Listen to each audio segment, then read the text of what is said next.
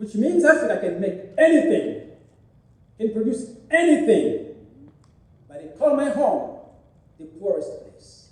That's why I call today the day of opportunity. Are you with me? Are you with me? Une journée d'opportunité pour apporter le changement, de combattre la pauvreté, le racisme et la discrimination. Le temps d'arrêter cela. It's time to eradicate this poverty.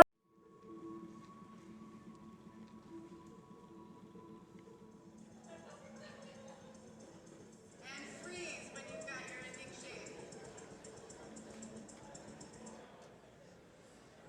Yes, nice job.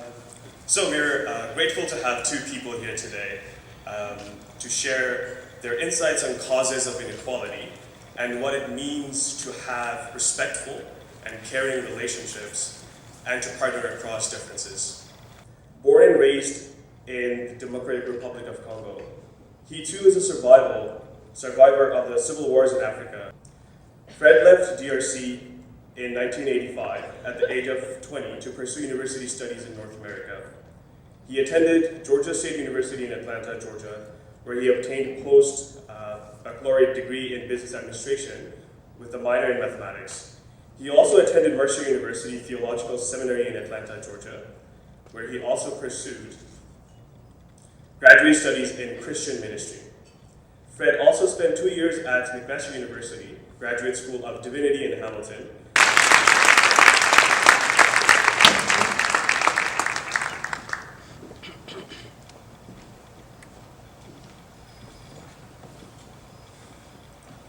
Yes. Good morning. Bonjour. Ça va? Throughout my presentation today, I will focus on three key areas, namely poverty, racism, and mental health. But before I start, I have a question for you, but you don't have to give me an answer. How many of you know that we do have our personal biases and prejudices? Do we know that? We have our biases and prejudices, especially when we are dealing with those individuals who are not from our circles, who appear to not to look like us. Do we know that? I just wanted to start with that, like a self-examination, especially for those aspiring to travel abroad to do wonderful work, which is a gift to help people outside your familiar world. It is best to examine yourself and to know your biases. Poverty today, there are many factors that contribute to that, to poverty. People are being marginalized somehow, 21st century. I've seen, because coming from Africa, I've experienced it. When I say to you, when I say Africa, what thing that comes to mind to you? The first thing that comes to mind, versus when I say, let's say Germany, what comes to mind? But let's reflect on this. Think of every natural resource that a person can think of. Any natural resources, Africa has it.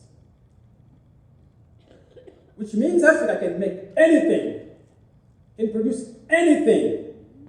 But they call my home the poorest place. I still don't understand. When I came here and I began to understand things, then I began to realize the injustices, especially now in the 21st century.